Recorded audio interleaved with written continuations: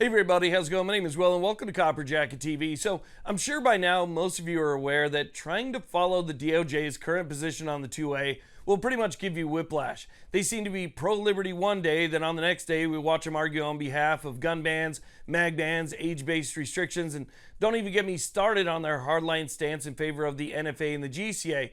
And this is just my opinion, but I think the only real 2A defender at the DOJ is probably Harmeet Dillon. She seems to be doing a pretty good job up there at the Civil Rights Division. Regardless, Bondi's DOJ has not come through like a lot of us hoped that they would. Now, you may remember it was just a few days ago that there was this big uproar and anger from our community that was directed at the DOJ. People were mad that the court required the 2AF and the FPC to turn over their member lists to identify plaintiffs in a case called Reese v. ATF, which is a case that challenges the federal handgun ban on young adults between the ages of 18 and 20. Well, in a surprising turn of events, we have some breaking news coming from the FPC that the DOJ has caved. So let's talk about what's going on here.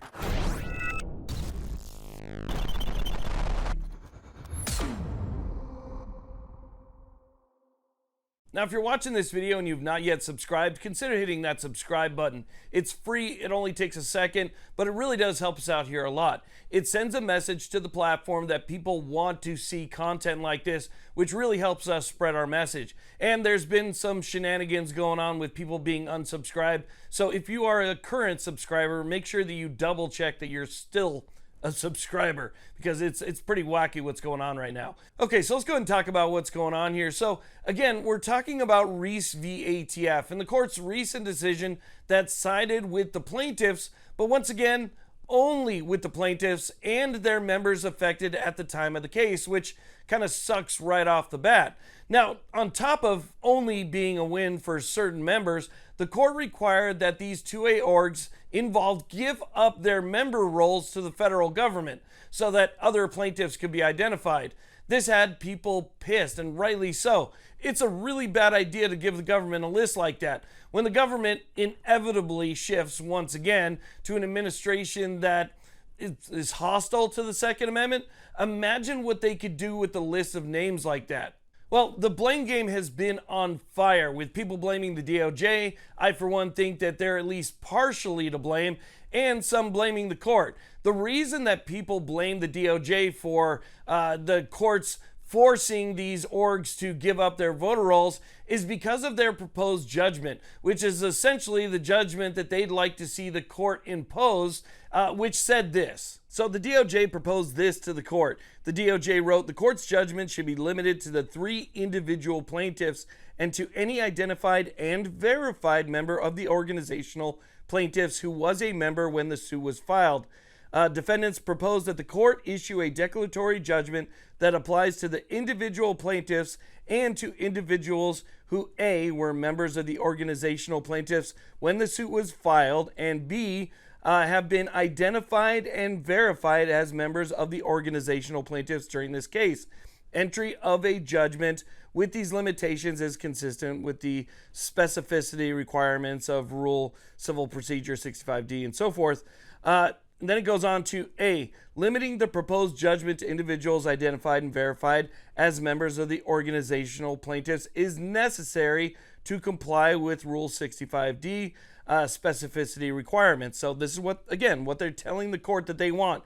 In accordance with the specificity requirements of Rule 65D, defendants' proposed judgment limits the scope to members of the organizational plaintiffs who have been identified and verified to defendants during this case. Defendants cannot comply with the judgment if they do not know to whom the judgment applies.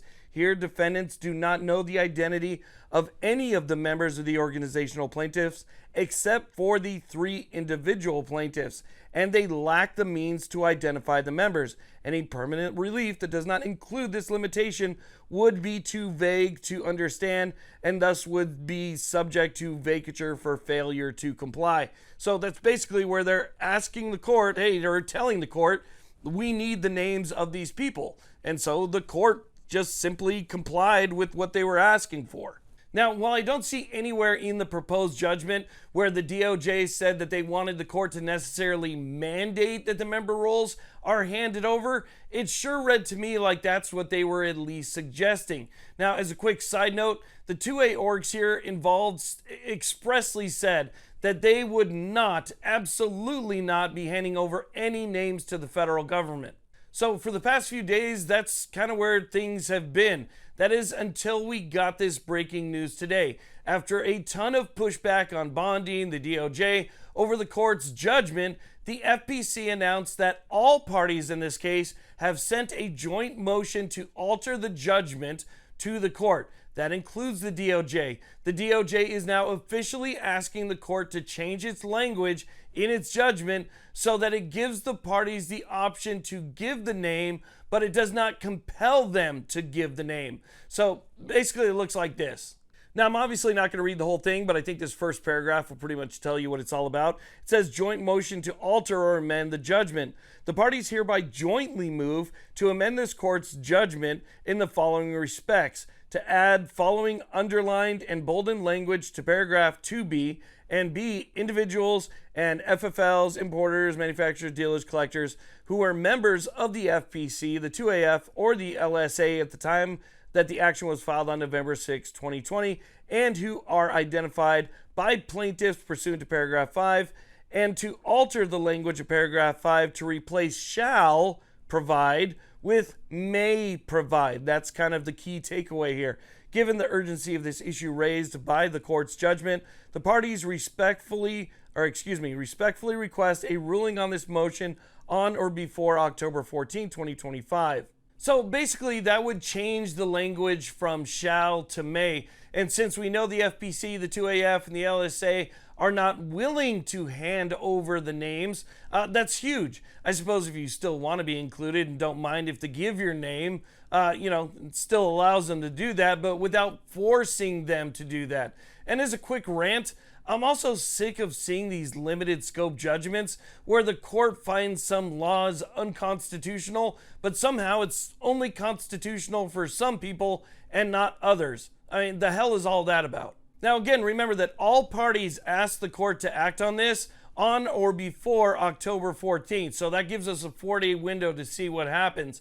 Now, I personally don't think the DOJ would have caved and signed on to a letter like this if it wasn't for the pushback that they got from all of you, the members and non-members alike, who could see the writing on the wall and didn't want this to head down that slippery slope where we're somehow compelled to give up one of our rights in order to protect another. So again, I just wanted to make you all aware of that and let you know what's going on here. And I want to thank you all very much for watching.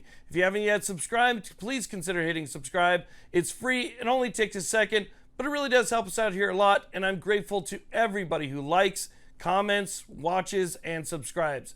Thank you all and have a great day.